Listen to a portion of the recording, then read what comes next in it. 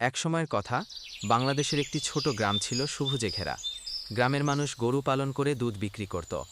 গরুর দুধে গ্রামের শিশুদের বড় হওয়া, অসুস্থদের আরোগ্য লাভ, সবকিছু যেন আসল গরুর মায়ামাখা দুধের উপর নির্ভর করত।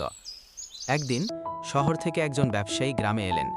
তিনি বললেন, আমি তোমাদের জন্য এনেছি আধুনিক রোবট গাভী। এটা দিনরাত কাজ করবে, কখনো অসুস্থ হবে না, যত ইচ্ছে দুধ দেবে। গ্রামের মানুষ অবাক। সাদা চকচকে ধাতব রোবট গাভী দেখে সবাই মুগ্ধ হয়ে গেল। প্রথম দিনই রোবট গাভী প্রচুর দুধ দিল, কিন্তু শিশুদের মুখে সেই দুধের স্বাদে কোনো মায়া ছিল না। দুধ খেয়ে কেউ খুশি হলো না, বরং সবাই বলল, মায়ের হাতের মতো গরুর দুধের মিষ্টি স্বাদ তো নেই এতে। গ্রামের বৃদ্ধ দাদু বললেন, গরু শুধু দুধ দেয় না, সে আমাদের পরিবারের অংশ। তার চোখে ভালোবাসা আছে, তার শ্বাসে উষ্ণতা আছে। রোবটের ভেতরে কোনো হৃদয় নেই। তখন গ্রামের ছোট্ট রুবি দৌড়ে গিয়ে তার আসল গাভীর গোলাপির গলায় হাত রাখল। গাভীটা স্নেহের সঙ্গে রুবির মুখ চেটে দিল। রুবি হেসে উঠল, এমন ভালোবাসা রোবট গাভী কখনোই দিতে পারবে না।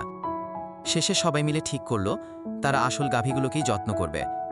রোবট গাভী ফেরত পাঠিয়ে তারা প্রকৃতির উপহারকে বাঁচিয়ে রাখার অঙ্গীকার করল।